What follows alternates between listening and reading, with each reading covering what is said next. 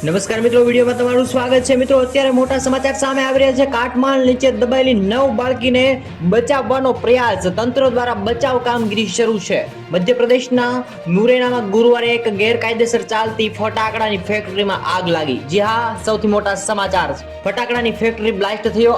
સવારે આ બનેલી ઘટનામાં 4 લોકોના મોત, જ્યારે 4 થી હાલત ગંભીર। આ ધડાકો એટલો જબરદસ્ત હતો કે ઇમારતના ફટાકડા બનાવવામાં આવી રહ્યા હતા તે ઇમારતમાં મોટો ધડાકો થયો છે। આસપાસ લોકો બોમ્બ ફોડી રહ્યા હતા, જેના કારણે આ સમગ્ર ઘટના બની હોય તેવા પણ થોડા સમાચાર સામે આવ્યા છે। અને 7 લોકોને બહાર કાઢવામાં આવ્યા છે, જ્યારે અમુક લોકો નીચે પણ દબાઈ ચૂક્યા છે, એવા સમાચાર સામે આવી રહ્યા છે। જય હિન્દ, જય ભારત। નવા સમાચાર સાથે જોડાયેલા રહો।